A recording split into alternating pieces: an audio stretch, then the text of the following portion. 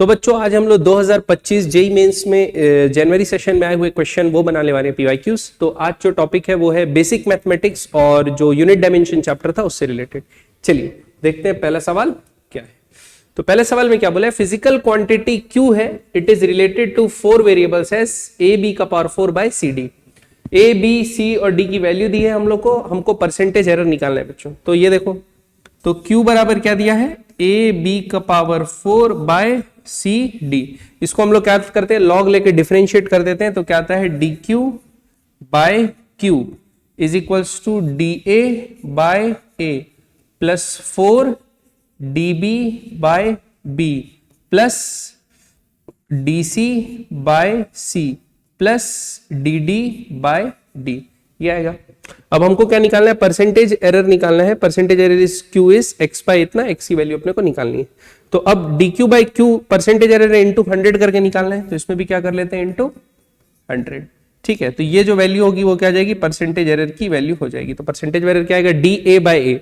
तो D A जो है वो कितना दिया है 3 और ए कितना गया 60। तो आएगा 3 by 60 into 100 plus 4 into D B. D B कितना दिया हुआ है 0.1, तो आएगा 0.1 by 20 into 100 plus D C by C. तो सी कितना दिया 0.2 बाय 40, तो आएगा 0.2 divided by 40 into 100 plus D D by D. D D आएगा 0.1 बाय 50 इंटू 100 इंटू 100। ठीक है, ये होगा परसेंटेज एरर। यहां भी इंटू 100 कर देते हैं तो ये परसेंटेज एरर आएगा डी क्यू में। तो यहां से 3 कितना सा गया 20 सा, 20 कितना सा गया 5 सा। ठीक है, तो ये आ गया 5। फिर ये है 20, 0 से 0 गया और 2 सा गया 0.1 इंटू 10 1 होगा और 2 1 सा कितना आ जाएगा 2, तो ये आ जाएगा 2। तो इधर लिखते जाते हैं 5 प्लस 2। फिर 0 से 0 गया, ये आ जाएगा 2 और 2 ये कितने से जाएगा 2 से जाएगा, तो आ जाएगा 0.5। ठीक है, ये आ जाएगा 0.5 प्लस ये 100 होगा तो हो जाएगा 0 से 1 0 गया, ये हो जाएगा 1/5। 1/5 कितना होता है 0.2, तो आएगा 5 प्लस 2 7.7 परसेंटेज। तो ये अपना परसेंटेज आ गया। लेकिन हमको क्या चाहिए 1/1000 टर्म्स में चाहिए, तो इसको क्या लिखेंगे x बाय 10 का पावर 3। तो x बराबर जाएगा 7.7 इंटू 10 का पावर 3, तो आ जाएगा 7700। तो ये इसका सही आंसर हो।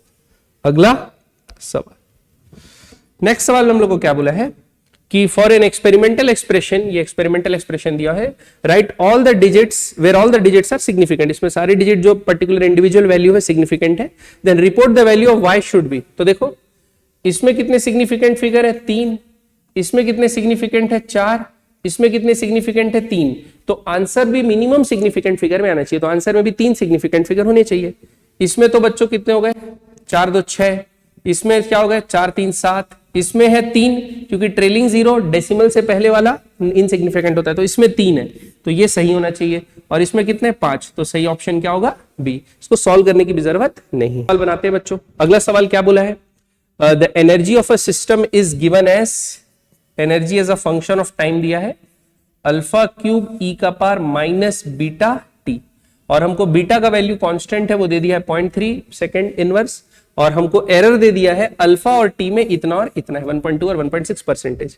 हमको 5 सेकंड पे परसेंटेज एरर ई पे निकालना है। तो सबसे पहले क्या करते हैं, लॉग ले लेते हैं। तो ln ई बराबर आएगा ln alpha cube minus beta T, log E का पारी बीटा टी बच जाएगा। अब डिफरेंशिएट कर देते हैं थ्रू आउट। तो ये आएगा डी बाई ई बराबर 3 D alpha by alpha minus beta D T. ये आएगा। हमको चाहिए परसेंटेज एरर इन एनर्जी, ये निकालना है। तो यहां पर डी अल्फा बाय अल्फा, ये एरर इन क्या हो गया अल्फा। एरर इन टाइम के लिए नीचे में टी मल्टीप्लाई डिवाइड रहना है, तो एक टी मल्टीप्लाई और एक टी क्या कर दो डिवाइड कर दो। इससे इक्वेशन तो बदलेगा नहीं, लेकिन D T by T error अपना आ जाएगा। अब हमको परसेंटेज में चाहिए एरर, तो इसमें भी इंटू 100 कर दो और इस पूरे में भी इंटू क्या कर दो 100 कर दो। अब देखो इसको कैसे सॉल्व करते हैं। तो ये आ गया, आपको चाहिए जो परसेंटेज एरर इन ई, ये आ गया 3 times percentage error in alpha. तो परसेंटेज एरर इन अल्फा 1.2 है, उसको 3 टाइम्स कर दो, तो 1.2 इंटू 3 होगा। और एरर हमेशा ऐड होता है, तो माइनस है तो भी हमको क्या लेके चलना है, प्लस लेके चलना है, तो प्लस होगा। बीटा का वैल्यू आपको दिया है 0.3, क्वेश्चन में बोल दिया है। dt बाई टी इंटू 100 अपना टाइम में परसेंटेज एरर है, और टाइम में परसेंटेज एरर 1.6 दिया है, तो dt बाई टी इंटू 100 की जगह क्या लिखेंगे, 1.6 लिखेंगे, और t का वैल्यू क्या डाल देंगे, एट 5 सेकंड पूछा है तो 5 डाल देंगे। अब इसको सॉल्व कर लेते हैं। तो 1.2 इंटू 3 कितना होगा, 3 2 6, ये हो जाएगा 3.6, है ना। तो 3.6 आ गया, प्लस 1.6 इंटू 5 होता है कितना, 1.6 इंटू 5 होगा ये 1.6 इंटू 5, 6 5 जा 30, 5 1 5 7 8, 8 होगा, तो ये आ गया 8, 8 इंटू 0.3 होगा 2.4, तो ये हो जाएगा 6%। तो इसका आंसर होगा बच्चों 6%। तो एरर कितना आएगा, 6%। तो option A will be the correct answer. Next, अगला सवाल बोला है, two particles are located at equal distance from origin, position vector are represented as इतना एंड इतना। If both the vectors are at right angles to each other, the value of n-1 क्या होगा, 1/n का value हम लोग को निकालना है बच्चों। और हमको बोल दिया है दोनों पोजीशन वेक्टर है और दोनों are at right angles to each other. अगर राइट एंगल्स है तो अपने को क्या आएगा, डॉट प्रोडक्ट दोनों का जो करेंगे a डॉट b 0 आएगा। डॉट प्रोडक्ट करते हैं, 2i 4 प्लस 3n माइनस 2 तो होगा माइनस 6n, 2 4p तो कितना आ जाएगा, 2 प्लस 4p, तो 2 4 2 जा 8p, तो क्या आएगा 8p, तो प्लस 8p बराबर 0। तो यहां से इक्वेशन क्या आया, 6n बराबर 8p प्लस 4, या इक्वेशन नंबर 1। अब पोजीशन वेक्टर रिप्रेजेंट किए हैं और हमको इक्वल डिस्टेंस फ्रॉम ओरिजिन, तो दोनों डिस्टेंस से इक्वल, नहीं दोनों का जो डिस्टेंस है इक्वल है, तो मतलब वेक्टर का जो मैग्नीट्यूड होगा वो दोनों का इक्वल होगा।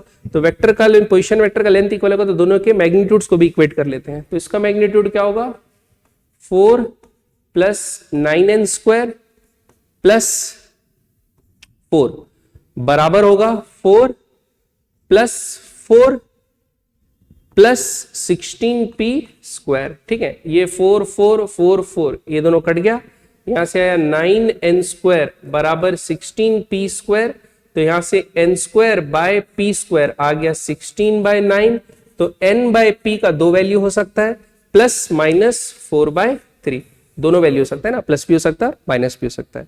अब यहां पर रख के चेक कर लेते हैं बच्चों, हमको तो n का वैल्यू चाहिए तो p का सब्स्टिट्यूशन बना लेते हैं। तो p का सब्स्टिट्यूशन बनाएंगे तो क्या होगा 3/4n, तो 6n बराबर 3/4 सॉरी 8 इंटू 3/4n प्लस 4 ये ले लेते हैं।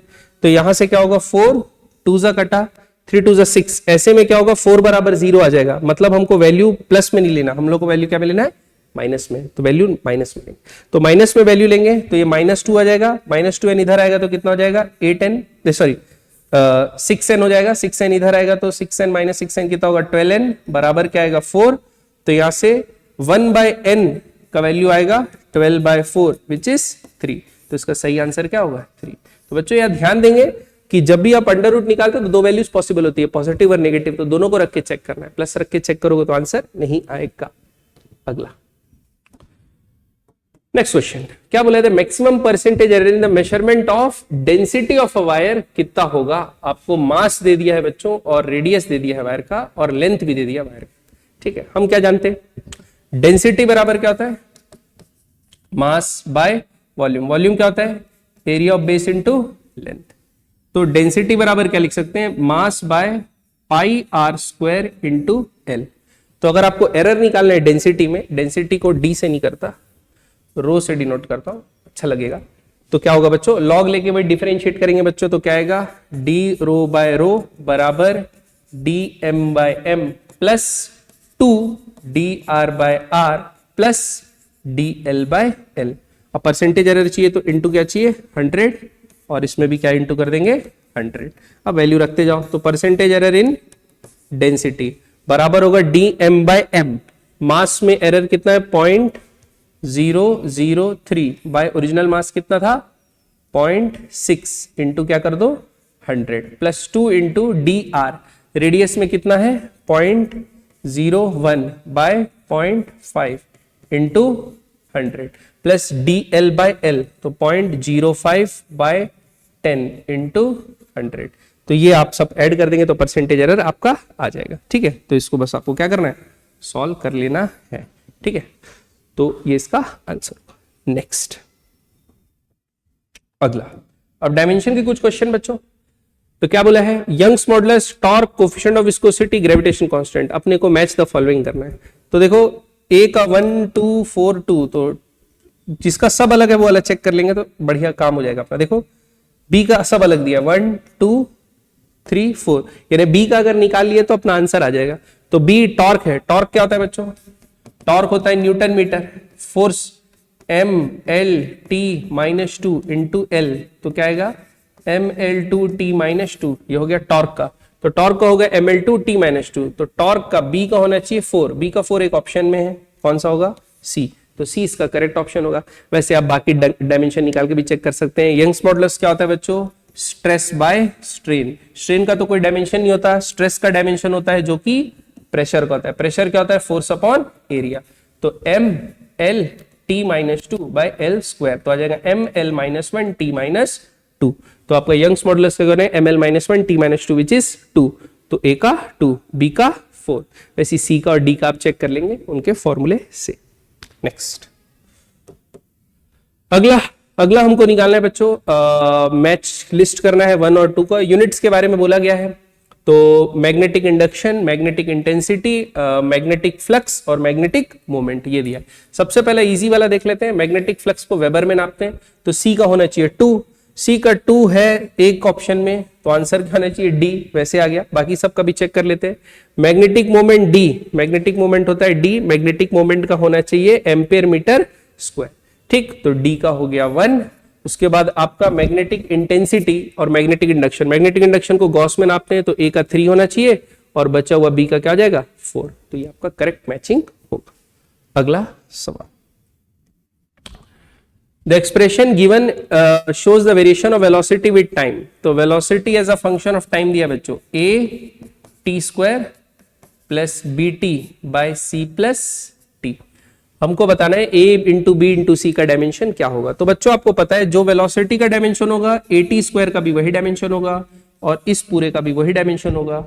दूसरा चीज, जब भी दो चीजें ऐड होती हैं तो दोनों का डायमेंशन क्या होना चाहिए, सेम होना चाहिए। तो यहां से एक बात तो तय हो गई, सी का डायमेंशन होगा टाइम का डायमेंशन। एक चीज निकल गया। अब ये जो पूरा है वेलोसिटी है, वेलोसिटी होता है LT-1, तो ये भी होगा a का डायमेंशन इंटू टी का स्क्वायर। तो टी का स्क्वायर नीचे चले जाएगा, यहां पर आ जाएगा, तो a का जो डायमेंशन होगा वो हो जाएगा LT-3। ये होगा किसका, a का डायमेंशन। अब a का डायमेंशन आ गया, बचा b का। तो आपको पता है b का डायमेंशन इंटू टी बाय नीचे भी t का डायमेंशन है, ये किसके बराबर रहना चाहिए, वेलोसिटी LT-1 के। t से t कट गया, b का डायमेंशन क्या होगा LT-1। अब तीनों को मल्टीप्लाई कर लेते हैं, तो क्या होगा LT-3 into T into LT-1। तो l का स्क्वायर होगा और T-3 - 4, ये 1 से 1 कट गया, तो LT-3 हो जाएगा। तो क्या जाएगा LT-3। तो M0 LT-3, M0 LT-3, तो ऑप्शन ए। अगला सवाल क्या बोला, pair of physical quantities not having same physical dimension, जिनका डायमेंशन सेम नहीं है बताना है। प्रेशर, यंग्स मॉडुलस, अभी पीछे ही देखे बच्चों, सेम होता है। ठीक, सरफेस टेंशन और इंपल्स। इंपल्स क्या होता है, देखो इंपल्स एंगुलर बोला नहीं है तो लीनियर मान के चलते हैं। इंपल्स होता है चेंज इन मोमेंटम, और मोमेंटम क्या होता है kg/s, मतलब होगा मास LT-1। ये हो गया आपका इंपल्स का। फिर सरफेस टेंशन, सरफेस टेंशन होता है फोर्स पर यूनिट लेंथ, तो होगा MLT-2/L। L से L कट गया तो क्या होगा MT-2। तो जाहिर सी बात है यही होना चाहिए। ठीक है, तो सही ऑप्शन इन दोनों का, सरफेस टेंशन और इंपल्स का डायमेंशन सेम नहीं है। एनर्जी क्या होता है, वर्क के बराबर, और टॉर्क क्या होता है न्यूटन मीटर। दोनों ही जूल्स में, जूल में तो नहीं, न्यूटन मीटर और जूल लगभग सेम ही यूनिट है, तो क्या बोल सकते हैं अपन, ये भी सही है। एंगुलर मोमेंटम और प्लैंक कांस्टेंट। एंगुलर मोमेंटम होता है I into omega, moment of inertia into angular velocity, और प्लैंक कांस्टेंट होता है H बराबर E एनर्जी बाय म्यू, है ना, फ्रीक्वेंसी। तो ये दोनों का भी डायमेंशन सेम ही आएगा, अपन चेक भी कर सकते हैं। Match the following. तो देखते हैं angular impulse, angular impulse, angular impulse, angular impulse, angular impulse, I into omega. Moment of inertia क्या होता है? M R square, KG metre square. Omega क्या होता है? Theta by T. थीटा का तो कोई डायमेंशन नहीं होता, एम का होता है एम, डिस्टेंस का होता है एल स्क्वायर, थीटा का कोई डायमेंशन नहीं होता, टी का टी होता है टाइम का, तो टी का पावर -1, तो आ जाएगा एम एल स्क्वायर टी -1। तो एम एल स्क्वायर टी -1 क्या होगा? थर्ड। तो ए का 3 होगा, तो या तो सी हो सकता है या तो डी हो सकता है। बी दोनों में 1 1 दिया है, तो सी से चेक कर लेते हैं। सी क्या है? Electrical resistivity. अब रेजिस्टिविटी है ना, तो रेजिस्टिविटी क्या होता है? रो बराबर resistance into A by L, ये होता है। आर बराबर रो एल बाय ए होता है, नहीं उल्टा लिख दिया। आर बराबर क्या होता है? रो एल बाय ए, नहीं सही लिखा। तो रो बराबर क्या होगा? R A by L. अब ए बाय एल का तो पता है, तो छोड़ो। रेजिस्टेंस को क्या लिख सकते हैं? रेजिस्टेंस को लिख सकते हैं V equals to I R, तो रेजिस्टेंस को लिख सकते हैं वोल्टेज बाय करंट। ठीक, तो ए बाय एल आई ये तो अपना हो गया। अब वोल्टेज को क्या लिख सकते हैं? W बाय क्यू, तो वर्क डन बाय चार्ज आएगा, तो Q। अब I बराबर क्या होता है? Q बाय T, तो Q बराबर क्या लिखना पड़ेगा यहाँ? I इंटू T, तो क्या हो जाएगा? A by L I square T into W। अब सबके डायमेंशन अपने को पता है। एरिया का क्या होता है? L square. वर्क डन क्या होता है? Force into displacement ml2 t-2। फिर से एक L आ गया, तो उसका L लिखेंगे। करंट का क्या होता है? A का स्क्वायर, और टाइम का क्या लिखेंगे? T। तो यहां से एक L से ये कट जाएगा, तो L का आएगा क्यूब, M तो M है, A का पावर आएगा -2, T का पावर आएगा -3, तो ml cube A -2, ml cube A -2 T -3। तो C का होना चाहिए बच्चों 4, तो C का 4 किस में है? डी ऑप्शन में, तो इसका करेक्ट ऑप्शन डी होगा। अगला सवाल, नेक्स्ट सवाल बोला है, in a measurement it is asked to find modulus of elasticity per unit torque applied on a system, the measured quantity has a dimension of इतना। तो हम लोग को बी का वैल्यू दे दिया है, सी का वैल्यू हम लोग को निकालना है। तो बोला है मॉडुलस ऑफ इलास्टिसिटी पर टॉर्क अप्लाइड, तो modulus of elasticity divided by क्या ले लेते हैं? टॉर्क। ठीक, अब मॉडुलस ऑफ इलास्टिसिटी का जो डायमेंशन होता है बच्चों, वो stress by strain. Modulus of elasticity क्या होता है? Stress by strain.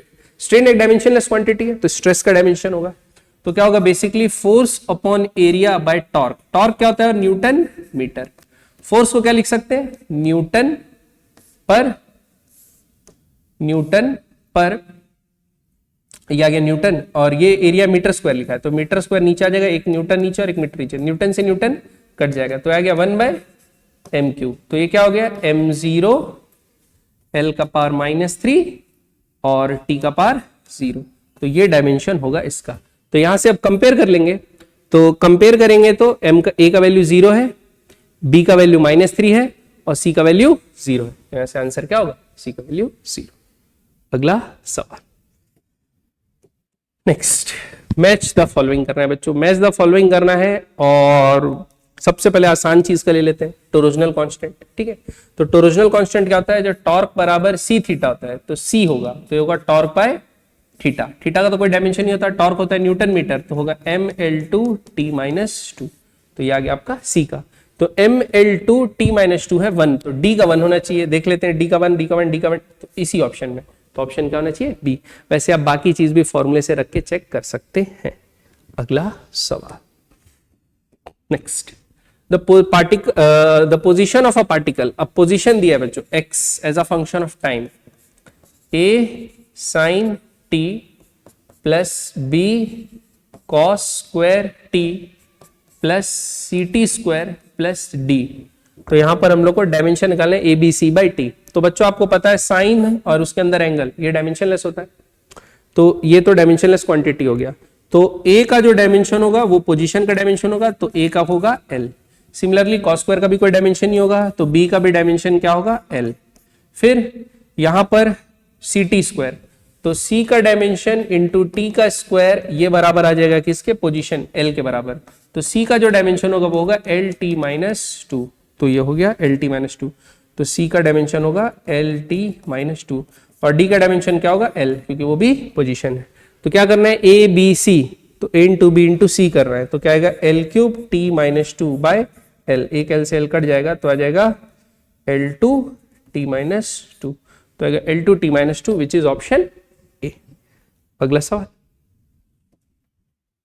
नेक्स्ट सवाल क्या बोला है, electric flux is given as phi बराबर alpha into sigma plus beta into lambda, lambda and sigma linear and surface charge density respectively, alpha by beta represents, alpha by beta क्या को represent करेगा अपने को बताना है। तो डायमेंशन इक्वेट करके चेक कर लेते हैं बच्चों।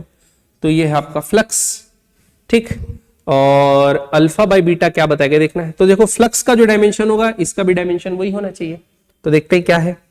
तो फ्लक्स क्या होता है बच्चों, फ्लक्स होता है, कौन सा फ्लक्स बोला, इलेक्ट्रिकल फ्लक्स ना। तो इलेक्ट्रिक फ्लक्स होता है E dot A, electric field into area.